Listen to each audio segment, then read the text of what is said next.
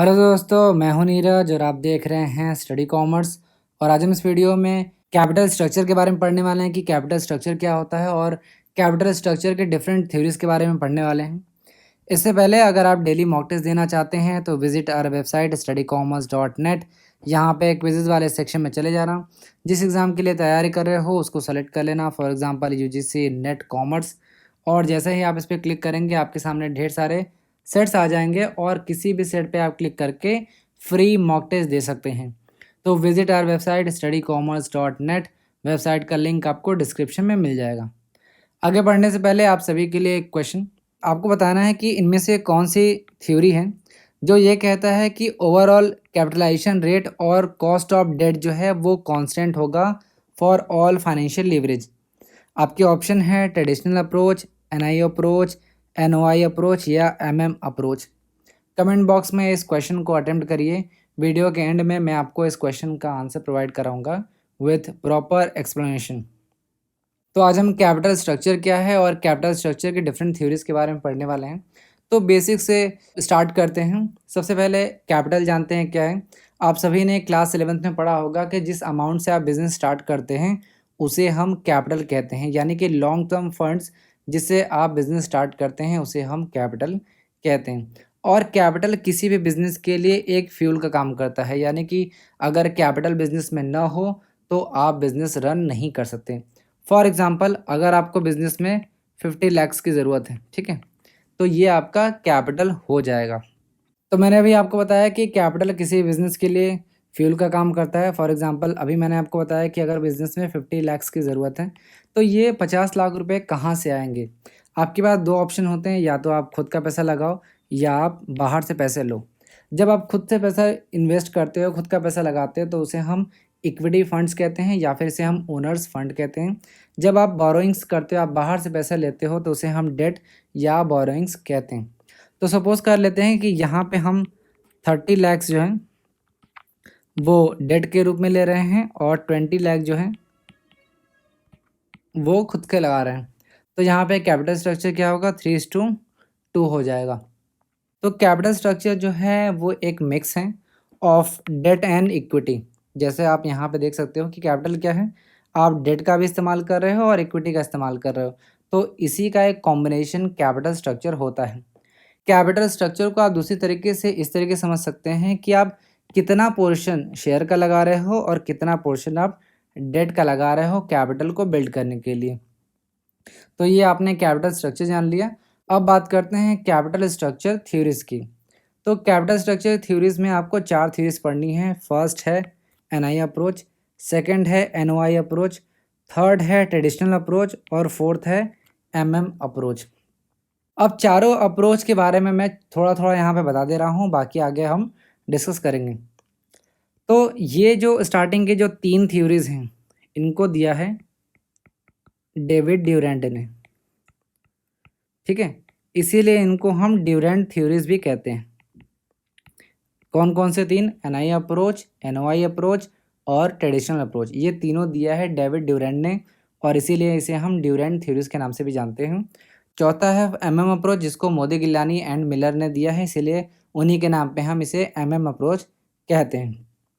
यहाँ पे traditional approach से रिलेटेड एक चीज़ें आप ध्यान रखिएगा कि ट्रेडिशनल अप्रोच को दिया है डेविड ड्यूरेंट ने, लेकिन इसको पॉपुलराइज किया है, फेमस किया है इजरा सोलोमन ने, ठीक है। ये चीज़ें आप ध्यान रखिएगा। इसके अलावा आपसे कई बार एग्जाम में पूछा गया है कि कौन सा थ्योरी रेलेवेंट है, कौन सा थ्योरी इररेलेवेंट है, तो ये भी आपको पता होना चाहिए। जैसे मैं आपको बता दे रहा हूँ कि जो एनआई अप्रोच है वो रेलेवेंट थ्योरी है और एनओआई अप्रोच जो है वो इररेलेवेंट है, ट्रेडिशनल अप्रोच जो है वो रेलेवेंट है और एमएम अप्रोच जो है वो इररेलेवेंट है। अब आप याद कैसे करोगे कि कौन सी थ्योरी रेलेवेंट है, कौन सी थ्योरी इररेलेवेंट है? आप देखो हर अल्टरनेटिव जो है वो इररेलेवेंट है। जैसे पहला देखो रेलेवेंट है, तो दूसरा इररेलेवेंट है, फिर रेलेवेंट है और फिर इररेलेवेंट है। अब कई बार जब इसको पढ़ोगे तो आपको याद हो जाएगा। अभी आप ये समझ लो कि एनआई अप्रोच रेलेवेंट है, एनओआई अप्रोच इररेलेवेंट है, ट्रेडिशनल रेलेवेंट है और एमएम अप्रोच इररेलेवेंट थ्योरी है। अब रेलेवेंट का क्या मतलब है? रेलेवेंट का मतलब है कि capital structure will impact overall cost of capital and value of the firm. यहाँ पे आप ये ध्यान रखिएगा कि कैपिटल अगर स्ट्रक्चर हम ये कहते हैं कि वो रेलिवेंट है, तो वो जो ओवरऑल कॉस्ट ऑफ कैपिटल है और जो वैल्यू ऑफ द फर्म है, इन दोनों को इम्पैक्ट करेगा। ठीक है, आगे मैं डिटेल में बताऊंगा कि रेलिवेंट का क्या मतलब है। तो यहाँ पे आप बेसिक इतनी सारी चीज़ें याद रखिएगा। अब बात करते हैं कुछ जनरल अजम्पशंस की ऑफ कैपिटल स्ट्रक्चर थ्योरीज। तो कैपिटल स्ट्रक्चर थ्योरीज की कुछ जनरल अजम्पशंस हैं, कुछ सामान्य मान्यताएं हैं जिन्हें आपको मान के चलना होगा। यहाँ पे ध्यान रखिएगा कि ये जनरल अजम्पशंस हैं। हो सकता है कि जब आप किसी इंडिविजुअल थ्योरीज को पढ़ें तो वहाँ भी आपको अजम्पशन मिले। तो ये ओवरऑल जनरल अजम्पशन है ऑफ कैपिटल स्ट्रक्चर थ्योरी। एक एक करके देख लेते हैं। फर्स्ट है टू काइंड्स ऑफ फंड, यानी there are only two sources of fund, that is debt and equity. ठीक है, आपको डेट और इक्विटी ही लेना है, कोई भी प्रेफरेंस शेयर कैपिटल आप यूज़ नहीं कर सकते। सेकंड है कांस्टेंट टोटल एसेट्स, यानी कि जो भी आपकी टोटल एसेट्स है, सपोज कर लेते हैं 10 लाख रुपए की अगर आपकी एसेट है तो ये कांस्टेंट होगा। ठीक है। नेक्स्ट है होमोजीनस इन्वेस्टर्स एक्सपेक्टेशंस, इन्वेस्टर्स की जो एक्सपेक्टेशन है वो सेम होगा। यहाँ पे एक्सपेक्टेशन का क्या मतलब है, एक्सपेक्टेड अर्निंग। ठीक है, उनकी जो अर्निंग एक्सपेक्टेशन है वो सेम होगी। फोर्थ है 100% डिविडेंड्स, यानी जितनी भी अर्निंग्स होगी उनको डिस्ट्रीब्यूट कर दिया जाएगा as dividend to share holders, कोई भी रिटेन्ड अर्निंग नहीं होगा। ये चीज़ें आप ध्यान रखिएगा। नेक्स्ट है कांस्टेंट बिजनेस रिस्क, जो बिजनेस रिस्क है वो कांस्टेंट होगा, उसमें कोई परिवर्तन नहीं होगा। इसका मतलब है it is not affected by financing mix decision, चाहे आप कितना भी डेट यूज़ करो, कितना भी आप इक्विटी यूज़ करो, इससे बिजनेस रिस्क में कोई परिवर्तन नहीं होगा। ये जनरल अजम्पशन कहता है। नेक्स्ट बात करते हैं नो टैक्सेशन, यानी कि यहाँ पे कोई भी कॉर्पोरेट टैक्स नहीं होगा, कोई भी पर्सनल टैक्सेशन नहीं होगा। ये बहुत इंपॉर्टेंट अजम्पशन है, ये आप ध्यान रखिएगा। नेक्स्ट बात करते हैं लो कॉस्ट ऑफ डेट।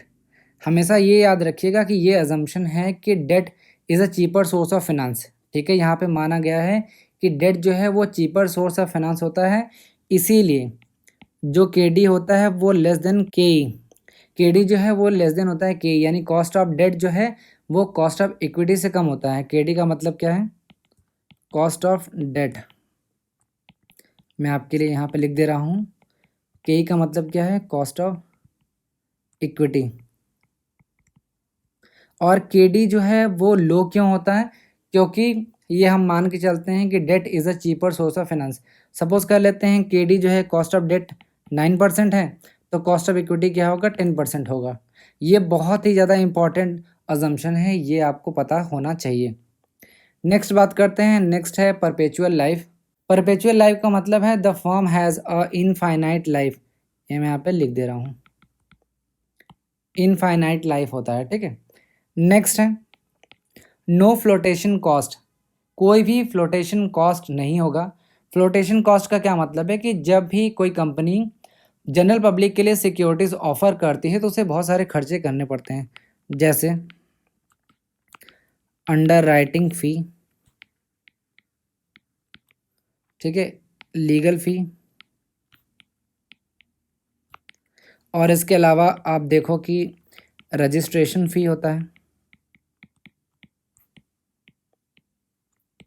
तो ये सारे जो खर्चे हैं इन्हें हम फ्लोटेशन कॉस्ट कहते हैं। तो कोई भी फ्लोटेशन कॉस्ट नहीं है, ये जनरल अजम्पशंस हैं। लास्ट बात करते हैं ईबीआईटी रिमेन कांस्टेंट, जो ईबीआईटी होगा वो कांस्टेंट होगा। ईबीआईटी का मतलब है earning before interest and taxes, यानी कि earning before interest and taxes जो है वो कांस्टेंट होगा। Basically EBIT is your operating income. ठीक है, ऑपरेटिंग इनकम है ईबीआईटी। ऑपरेटिंग इनकम का क्या मतलब है कि earning from your daily operations, आपके डेली ऑपरेशन से जो इनकम होती है उसे हम ईबीआईटी या प्रॉफिट कहते हैं या ऑपरेटिंग इनकम कहते हैं। ये आपको पता ही होगा, आपने फाइनेंशियल अकाउंटिंग में पढ़ा ही होगा। तो ये था general assumptions of capital structure, ये आप ध्यान रखेंगे। अब आइए चारों अप्रोचेस को एक एक करके देखते हैं। फर्स्ट है एनआई अप्रोच, जिसको हम नेट इनकम अप्रोच के नाम से भी जानते हैं। यहाँ पे थ्योरी पढ़ने से पहले आपको 2-3 चीज़ पता होना चाहिए। जैसे जब भी आप कोई थ्योरी पढ़ रहे हो कैपिटल स्ट्रक्चर की, आपको पता होना चाहिए कि वो थ्योरी रेलेवेंट है या इररेलेवेंट है। अगर रेलेवेंट है तो उसका क्या मतलब है और इररेलेवेंट है तो उसका क्या मतलब है। दूसरा, जो थ्योरी आप पढ़ रहे हो वो कहना क्या चाहता है, ठीक है, उसका मतलब क्या है। और तीसरा, अगर उस थ्योरी में डायग्राम है तो वो आपको पता होना चाहिए। चौथा, हर थ्योरी का अजम्पशन अगर आपको पता है तो आप एग्ज़ाम में किसी भी क्वेश्चन को आसानी से अटेम्प्ट कर सकते हो। तो बेसिक से स्टार्ट करते हैं, एकदम आराम से पढ़ाऊँगा, कोई दिक्कत नहीं है। अगर आप 2-3 बार इस थ्योरीज़ को देखते हो तो आप आसानी से सारे थ्योरीज़ को ग्रैब कर सकते हो। बस याद रखना कि नोट्स बनाते रहना, डायरेक्ट पढ़ के मत निकल जाना, क्योंकि अगर आप पढ़ के सोचोगे कि आपको एग्ज़ाम में याद रहेगा तो याद नहीं रहने वाला है। आप नोट्स बना के पढ़िए और 2-3 बार रिवाइज़ किया करिए। ऐसा नहीं है कि एक बार वीडियो चला गया, आपने देख लिया तो आप ये समझो आप डाउनलोड कर लो, कोई ज़रूरी मैं नहीं ये चाहता कि आप बार-बार ऑनलाइन ही देखो, आप डाउनलोड कर लो, बट आप बार-बार पढ़ो। अगर आप बार-बार नहीं पढ़ोगे तो आप समझ नहीं पाओगे। तो स्टार्ट करते हैं। फर्स्ट है एनआई अप्रोच, जो ये कहता है कि कैपिटल स्ट्रक्चर इज़ रेलेवेंट। तो कैपिटल स्ट्रक्चर इज़ रेलेवेंट का क्या मतलब है कि capital structure is relevant for the firm, यानी कि आप कितना डेट लगाते हो, कितना इक्विटी लगाते हो, ये फर्म के लिए रेलेवेंट है। रेलेवेंट का क्या मतलब है कि कैपिटल स्ट्रक्चर विल इम्पैक्ट, यहाँ पे ध्यान रखना कि capital structure will impact overall cost of capital and value of the firm. ये दो चीज़ें आपको पता होना चाहिए। एनआई अप्रोच है वो ये कहता है कि capital structure is relevant for the firm and it means it will impact overall cost of capital and value of the firm. ठीक है, यहाँ पे 2-3 चीज़ें मैं और बता दे रहा हूँ जो आपको पता होना चाहिए। ओवरऑल कॉस्ट ऑफ कैपिटल को आप कॉस्ट ऑफ कैपिटल भी कहते हो या फिर WACC, ठीक है, ये भी आप कहते हो, तो कंफ्यूज मत होना अगर कहीं WACC लिखा हो तो अभी आपको बेसिक्स पता चल गया। अब जानते हैं कि नेट इनकम अप्रोच कहता क्या है। नेट इनकम अप्रोच ये कहता है कि जैसे जैसे आप डेट का प्रपोर्शन बढ़ाते रहोगे वैसे वैसे आपका ओवरऑल कॉस्ट ऑफ कैपिटल जो है वो कम होता रहेगा और वैल्यू ऑफ द फर्म जो है वो इंक्रीज़ होता रहेगा। अब यहाँ पे ये चीज़ ध्यान रखो कि डेट का प्रोपोर्शन हम क्यों बढ़ा रहे हैं, क्यों हम इक्विटी का नहीं बढ़ा रहे हैं। तो आपने जनरल अजम्पशन में पढ़ा था कि date is a cheaper source of finance, इसलिए हम चाहते हैं कि ज़्यादा से ज़्यादा डेट इस्तेमाल करें। तो नेट इनकम अप्रोच ये कहता है कि जैसे जैसे आप डेट का प्रोपोर्शन बढ़ाते रहोगे वैसे वैसे आपका ओवरऑल कॉस्ट ऑफ कैपिटल जो है वो कम होता रहेगा और वैल्यू ऑफ द फर्म जो है वो इंक्रीज़ होगा। यानी कि एनआई अप्रोच बेसिकली ये कहता है कि आप जितना ज़्यादा डेट यूज़ करो उतना ही फर्म के लिए फ़ायदा है। ठीक है, अब कुछ एनआई अप्रोच के अजम्पशंस जान लेते हैं। जैसे कह रहा है देयर आर नो टैक्सेस, ठीक है, कोई भी टैक्सेस है नहीं। नेक्स्ट है cost of that is less then cost of equity, ठीक है, मैंने आपको पहले ही बताया था कि KD is less than KE। ये बहुत इंपॉर्टेंट अजम्पशन है, ये आप ध्यान रखिएगा कि KD जो है वो लेस देन है KE से। अब नेक्स्ट अजम्पशन ये भी बहुत ज़्यादा इंपॉर्टेंट है, कई बार आपसे अजम्पशन पे भी क्वेश्चन पूछ लिया जाता है, इसलिए आपको अजम्पशन भी पता होना चाहिए। अब नेक्स्ट अजम्पशन ये कह रहा है कि अगर आप डेट का प्रपोर्शन बढ़ा दे रहे हो, ठीक है, तो उससे जो इन्वेस्टर का जो रिस्क परसेप्शन है वो चेंज नहीं होता। नेक्स्ट है cost of debt and cost of equity जो है वो कांस्टेंट है। एक चीज़ याद रखो, कॉस्ट ऑफ डेट और कॉस्ट ऑफ इक्विटी जो है वो कांस्टेंट है। कांस्टेंट को आप इस तरीके से भी लिख सकते हो या फिर के लिख सकते हो, जैसे KD is equal to KE is equal to K, ठीक है, चाहे आप ये लिखो चाहे आप ये लिखो, दोनों का मतलब एक है। सिर्फ आपको ये पता होना चाहिए कि KD और KE जो है वो कांस्टेंट होता है। अब एक डायग्राम की मदद से हम एनआई अप्रोच को समझते हैं। यहाँ पे देखो OY एक्सिस पे कॉस्ट ऑफ कैपिटल दिया गया है और OX एक्सिस पे आपको लीवरेज दिया गया है। लीवरेज का मतलब क्या है, डेट और इक्विटी का प्रपोर्शन, यानी आप देखो कितना डेट यूज़ कर रहे हो और कितना इक्विटी यूज़ कर रहे हो, इसका प्रपोर्शन ही लीवरेज है। तो एनआई अप्रोच ये कहता है कि जैसे जैसे आप डेट का प्रपोर्शन बढ़ा रहे हो, देखिए कॉस्ट ऑफ डेट है, जैसे जैसे आप डेट का प्रपोर्शन बढ़ाते रहोगे वैसे वैसे ओवरऑल कॉस्ट ऑफ कैपिटल जो है, ओवरऑल कॉस्ट ऑफ कैपिटल जिसको हम WACC भी कहते हैं, ठीक है, ये डिक्रीज़ होता रहेगा और KD और KE जो है वो कांस्टेंट होगा। KD is equal to KE, ठीक है, ये कांस्टेंट होगा। ये चीज़ें ध्यान रखना, ये अजम्पशन है, ये मोस्ट इम्पॉर्टेंट है। ठीक, जैसे आप देख रहे हो KD और KE जो है वो कांस्टेंट है। तो एक बार फिर से समझ लो एनआई अप्रोच क्या कहता है। एनआई अप्रोच ये कहता है कि जैसे जैसे आप डेट का प्रपोर्शन बढ़ाते रहोगे वैसे वैसे ओवरऑल कॉस्ट ऑफ कैपिटल जो है वो कम होता रहेगा और वैल्यू ऑफ द फर्म जो है वो इंक्रीज करता रहेगा। यहाँ पे के ई और के डी जो है वो कांस्टेंट होगा, ये ध्यान रखना। इसके अलावा आप यहाँ पे देखोगे कि एन आई अप्रोच में के ई कांस्टेंट होता है, इसीलिए इसे हम फिक्स्ड के ई थ्योरी भी कहते हैं। ठीक है, ये भी इम्पॉर्टेंट है, नोट कर लेना। क्योंकि यहाँ पे के ई कांस्टेंट है, इसीलिए एन आई अप्रोच को हम फिक्स्ड के ई थ्योरी के नाम से भी जानते हैं। अब कंक्लूजन देख लो। कंक्लूजन में यही कह रहा है कि ज़्यादा से ज़्यादा आपको डेट यूज़ करना चाहिए ताकि वैल्यू ऑफ द फर्म जो है वो इंक्रीज़ करे। क्रिटिसिज्म देख लेते हैं। एन आई अप्रोच ये कहता है कि जितना ज़्यादा हो सके उतना डेट यूज़ करो, क्योंकि जितना ज़्यादा आप डेट यूज़ करोगे उतना ही ओवरऑल कॉस्ट ऑफ कैपिटल कम होगा और value of the firm will increase. लेकिन रियलिटी में ये पॉसिबल नहीं है कि आप 100% डेट यूज़ करो, आपको दोनों की ज़रूरत पड़ेगी, आपको डेट और इक्विटी दोनों की ही ज़रूरत पड़ेगी रियलिटी में। तो ये एक क्रिटिसिज्म है ऑफ एन आई अप्रोच। अब आइए नेक्स्ट अप्रोच की बात करते हैं। नेक्स्ट है एन ओ आई अप्रोच, जिसको हम नेट ऑपरेटिंग इनकम अप्रोच के नाम से जानते हैं। एन ओ आई अप्रोच जो है वो अपोजिट है एन आई अप्रोच के।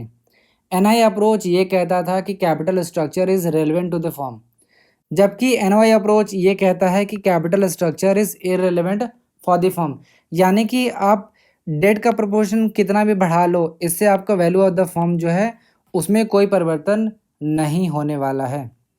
यहाँ पे एक चीज़ और ध्यान रखिएगा कि ये थ्योरी ये भी मान के चलती है कि जैसे जैसे आप डेट को बढ़ा देते हो वैसे वैसे जो रिस्क परसेप्शन है शेयर होल्डर्स का वो भी इंक्रीज़ करता है। इंक्रीज़ करने का क्या मतलब है, आप ये जानते हो कि ज़्यादा रिस्क होगा तो रिटर्न भी ज़्यादा होगा।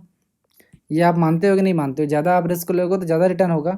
तो शेयर होल्डर्स जो कि ये जानते हैं कि आप जो डेट है, डेट बढ़ा रहे हो, डेट इंक्रीज़ कर रहे हो तो रिस्क भी बढ़ रहा है, तो शेयर होल्डर्स का जो रिस्क परसेप्शन है वो भी चेंज हो जाता है, यानी वो ज़्यादा रिटर्न मांगने की कोशिश करते हैं, इसलिए जो के है वो भी इंक्रीज़ हो जाता है।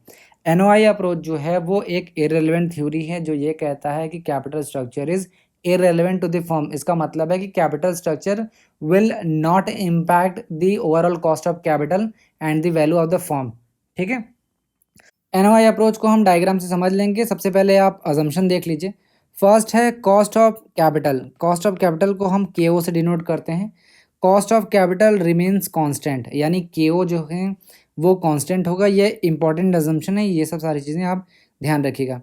आप डेट या इक्विटी में कोई भी स्प्लिट कर ले, कोई भी प्रपोर्शन ले लें, वो रेलिवेंट नहीं है क्योंकि एन ओ आई अप्रोच जो है वो एक इररिलेवेंट थ्योरी है। ठीक है, अब यहाँ पे एक इम्पॉर्टेंट अजम्पशन ये है कि जैसे जैसे आप डेट इंक्रीज़ करोगे, इक्विटी शेयर होल्डर्स का जो इक्विटी इन्वेस्टर्स हैं उनका रिस्क परसेप्शन भी चेंज हो जाएगा। इसका मतलब ये है कि ज़्यादा रिस्क आप लोगे तो ज़्यादा रिटर्न वो मांगेंगे, इसीलिए जो के ई होगा यानी कॉस्ट ऑफ इक्विटी होगा वो भी इंक्रीज़ करेगा जैसे जैसे आप डेट का प्रपोर्शन बढ़ाते रहोगे। ठीक है, अब यहाँ पे ध्यान रखना है कि date is a cheaper source होता है, तो डेट का जो एडवांटेज है वो कॉस्ट ऑफ जो इक्विटी है वो इंक्रीज़ होने से वो नलीफाई हो जाता है, यानी सेट ऑफ हो जाता है, यानी कि वो एक तरीके से उसका कोई मतलब नहीं रह जाता। ठीक है, नेक्स्ट है कॉस्ट ऑफ डेट, यानी के डी जो है वो कांस्टेंट होगा। ये भी एक इम्पॉर्टेंट अजम्पशन है, ध्यान रखिएगा। और उसके बाद है there are no corporate taxes, ये भी एक इम्पॉर्टेंट अजम्पशन है, ये आप ध्यान रखिएगा। अब इस डायग्राम से मैं आपको एन ओ आई अप्रोच आसानी से बता दूंगा। तो एन ओ आई अप्रोच जो है वो एक इररिलेवेंट थ्योरी है, यानी एन ओ आई अप्रोच ये कहता है कि capital structure is irrelevant to the firm, यानी कि आप डेट का प्रोपोर्शन कितना भी यूज़ कर लो। जैसे आप इसमें देखो, जैसे जैसे आप डेट का प्रोपोर्शन यूज़ करोगे ये रेलेवेंट नहीं है, इसीलिए ओवरऑल कॉस्ट ऑफ कैपिटल में भी कोई परिवर्तन नहीं हो रहा है। यानी कि ओवरऑल कॉस्ट ऑफ कैपिटल में परिवर्तन नहीं होगा तो वैल्यू ऑफ द फर्म में भी कोई परिवर्तन नहीं होगा। और जैसे जैसे आप डेट को बढ़ाते रहोगे, जैसे जैसे आप डेट को देखो बढ़ा रहे हो, वैसे वैसे रिस्क परसेप्शन भी बढ़ रहा है, इसीलिए के ई जो है वो भी इंक्रीज़ कर रहा है, कॉस्ट ऑफ इक्विटी भी इंक्रीज़ करेगा, क्योंकि जो शेयर होल्डर्स हैं वो ये मानेंगे कि रिस्क ज़्यादा है तो रिटर्न भी ज़्यादा होना चाहिए, इसीलिए कॉस्ट ऑफ इक्विटी भी ज़्यादा हो जाएगा। तो यहाँ पे आपको ये याद रखना है कि के ओ कांस्टेंट है, के डी कांस्टेंट है, ये दो कांस्टेंट होते हैं। देखिए यहाँ पे एन ओ आई अप्रोच जो है उसने कोई भी ऑपरेशनल या बिहेवियरल जस्टिफिकेशन नहीं बताया है कि जो ओवरऑल कॉस्ट ऑफ कैपिटल है वो क्यों कांस्टेंट होता है। सिर्फ उन्होंने ये बताया कि आप जितना मर्जी चाहो उतना डेट आप बढ़ा लो, लेकिन ओवरऑल कॉस्ट ऑफ कैपिटल में कोई भी परिवर्तन नहीं होगा, क्योंकि आप रिस्क ज़्यादा ले रहे हो, ज़्यादा आप डेट यूज़ कर रहे हो, तो उससे जो रिटर्न होगा इन्वेस्टर्स वो भी ज़्यादा करेंगे और इससे कॉस्ट ऑफ इक्विटी है वो भी इंक्रीज़ हो जाएगा। तो ये है एनओआई अप्रोच। अब आइए थर्ड अप्रोच की बात करते हैं। थर्ड है ट्रेडिशनल अप्रोच। ट्रेडिशनल अप्रोच ये कहता है कि capital structure is relevant for the firm, यानी कि capital structure will impact the value of the firm and cost of capital या ओवरऑल कॉस्ट ऑफ कैपिटल। ठीक है, तो कैपिटल स्ट्रक्चर जो है वो एक रेलिवेंट थ्योरी है। ये बात करता है एक ऑप्टिमम कैपिटल स्ट्रक्चर की, यानी कि हम एक राइट कॉम्बिनेशन बना सकते हैं। हम एक राइट कॉम्बिनेशन बना सकते हैं ऑफ डेट एंड इक्विटी। ठीक है, हम एक डेट और इक्विटी का एक राइट कॉम्बिनेशन बना सकते हैं जहाँ पे केओ यानी ओवरऑल कॉस्ट ऑफ कैपिटल जो है वो मिनिमम होगा और वैल्यू ऑफ द फर्म जो है वो मैक्सिमम होगा। यहाँ पे ध्यान रखिएगा कि जो ट्रेडिशनल अप्रोच है वो एक ऑप्टिमम पॉइंट की बात करता है, यानी कि एक ऑप्टिमम पॉइंट होगा जहाँ पे आपका ओवरऑल कॉस्ट ऑफ कैपिटल कम होगा और value of the firm will be maximum.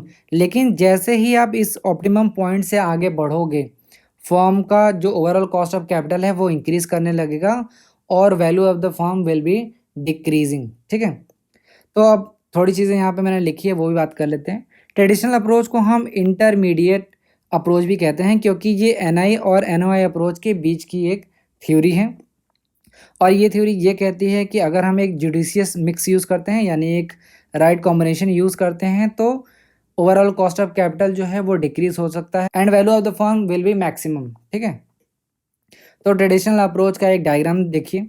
यहाँ पे आपको लिवरेज दिया गया है, यानी कि डेट और इक्विटी दिया गया है, और यहाँ पे कॉस्ट ऑफ कैपिटल दिया है।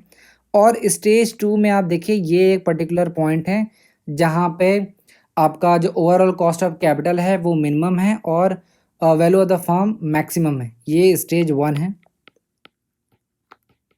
ठीक है, तो इस डायग्राम से आपने ट्रेडिशनल अप्रोच समझ लिया है।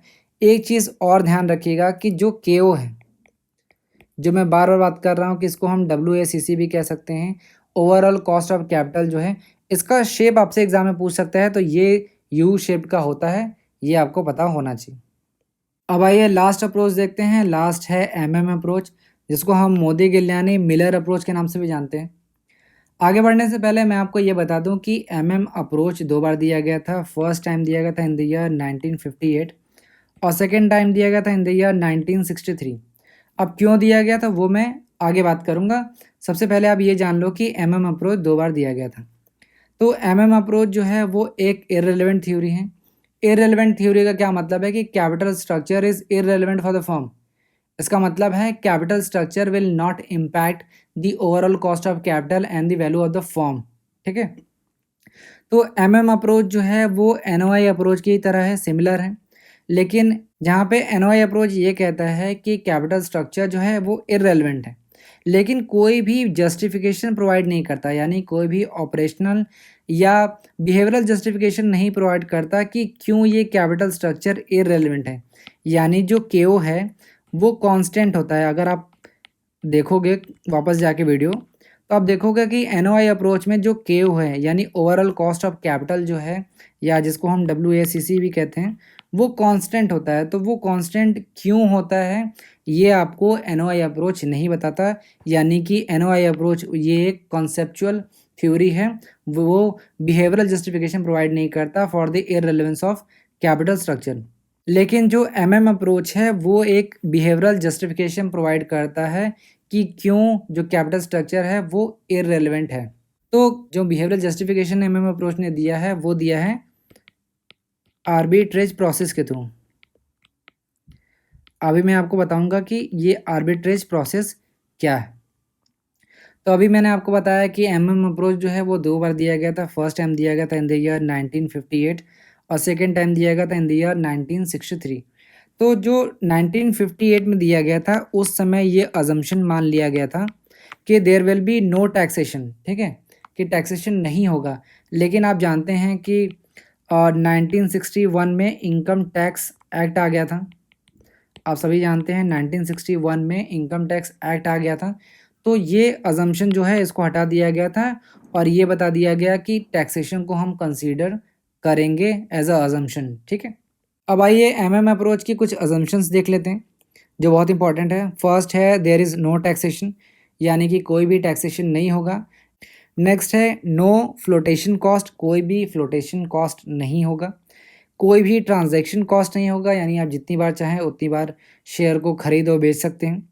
नेक्स्ट है परफेक्ट कैपिटल मार्केट है, यानी कोई भी सिंगल इन्वेस्टर जो है वो मार्केट को अफेक्ट नहीं कर सकता।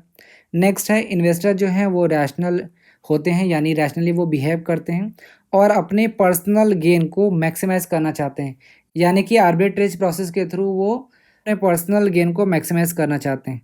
इंफॉर्मेशन जो है वो परफेक्ट है, इसका मतलब है कि सारे इन्वेस्टर्स के पास सेम इंफॉर्मेशन है और ये इंफॉर्मेशन रेडली अवेलेबल है और कोई भी इसका कॉस्ट भी नहीं है। नेक्स्ट एजम्पशन है कि फर्म को हम एक इक्विवेलेंट रिस्क क्लास में कैटेगराइज कर सकते हैं, यानी अगर दो या दो से अधिक फर्म है तो वो सेम बिजनेस कर रही है, जो एसेट है वो भी सेम होगा और EBIT जो है वो भी हम सेम मान लेंगे।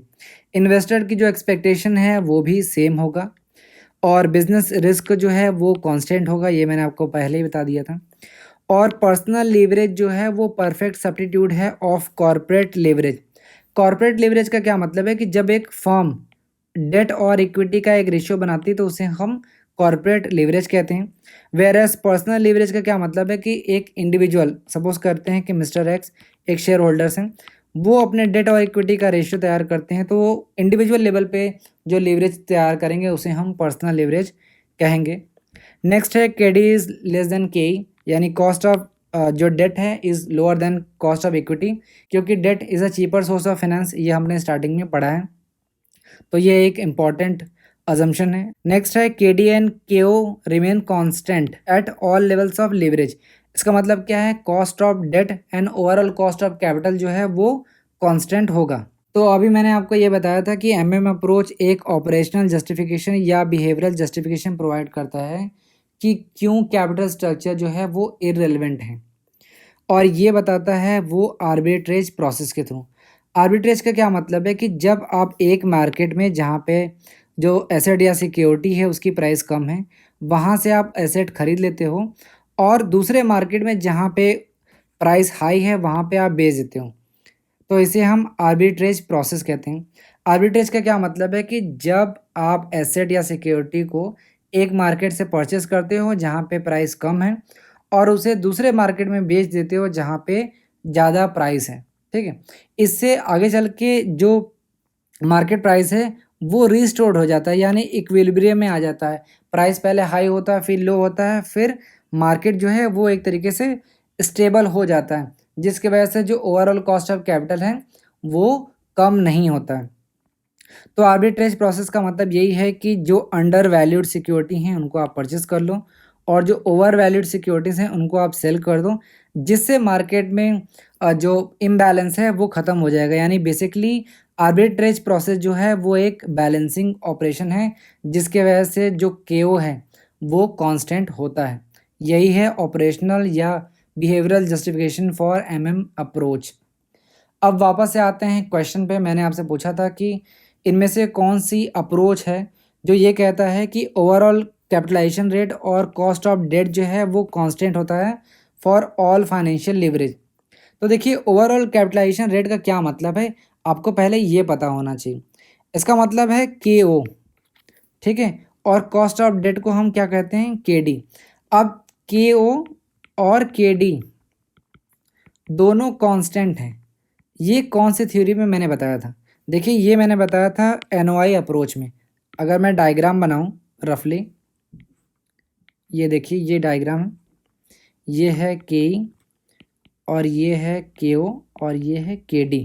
ठीक है, यहाँ पे आप कॉस्ट ऑफ कैपिटल ले सकते हैं और यहाँ पे लीवरेज ले सकते हैं। ठीक है, तो मैंने आपको NOI अप्रोच में ये बताया था कि आप डेट का प्रोपोर्शन जैसे जैसे बढ़ाएंगे वैसे वैसे आपका ओवरऑल कॉस्ट ऑफ कैपिटल जो है वो इंक्रीज़ नहीं होगा।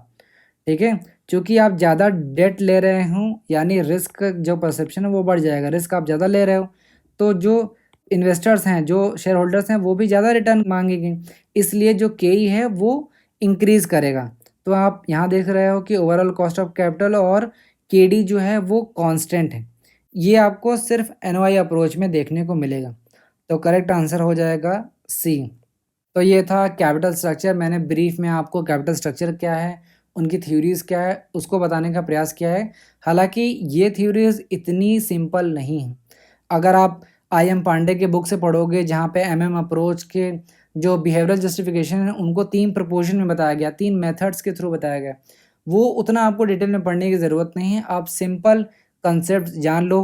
और अगर आप चाहते हो कि मैं कैपिटल स्ट्रक्चर पे प्रीवियस ईयर क्वेश्चंस के वीडियो बनाऊं, तो आप कमेंट बॉक्स में हमें बता सकते हैं। अगर आप में से काफ़ी लोग मुझे ये कहते हैं कि कैपिटल स्ट्रक्चर के जो प्रीवियस ईयर क्वेश्चन हैं वो मैं बनाऊं, तो मैं ज़रूर कोशिश करूंगा बनाने की नेक्स्ट वीक। तो उम्मीद है आपको ये वीडियो पसंद आया होगा। Thank you.